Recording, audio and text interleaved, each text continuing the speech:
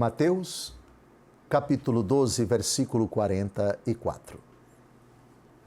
Diz ele então: voltarei para casa de onde saí. E voltando encontra vazia, limpa e enfeitada.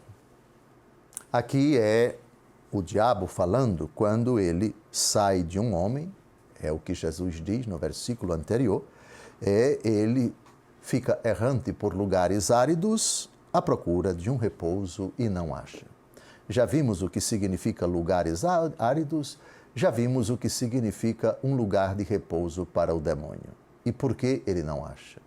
E até quando ele não acha?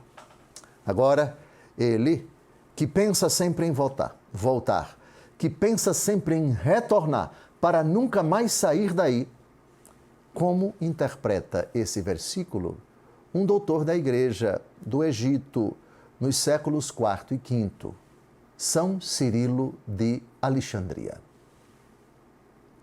Quando os judeus serviam no Egito e viviam conforme os costumes e leis dos egípcios, todos estavam cheios de impureza e possuíam um espírito perverso.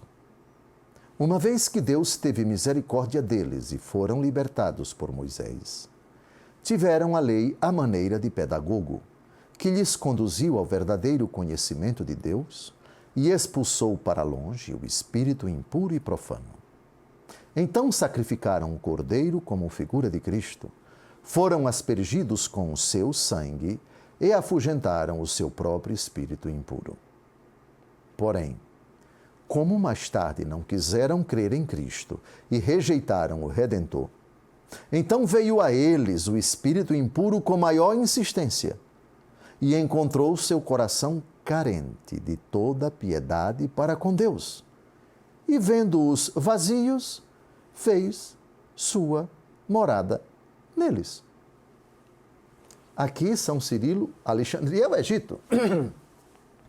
Faz uma comparação muito bonita. O tempo em que os hebreus permaneceram no Egito, o episódio da saída para a terra prometida, a celebração da Páscoa com a imolação do Cordeiro Pascal, e depois, 1.250 anos depois, nosso Senhor Jesus Cristo. Antes, eles afugentaram o poder das trevas, partindo para a terra prometida. Muito tempo depois, a situação se inverte. Aqueles que romperam com as trevas, aqueles que romperam com a condição de escravidão, os padres da igreja consideram muitas vezes que o período de permanência do povo hebreu no Egito é símbolo da vida de dependência do poder das trevas. A passagem do Mar Vermelho é também para São Paulo a passagem de uma condição de escravidão para uma condição de liberdade, das trevas para a luz.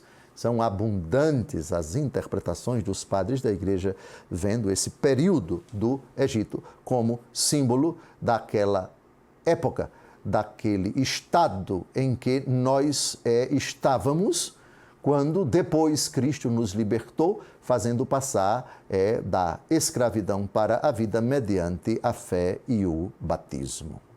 Mas a ironia aqui é precisamente esta. É claro que aqui é o povo hebreu como um todo, e no tempo de Jesus, alguns judeus. O que aconteceu no passado, agora se inverte.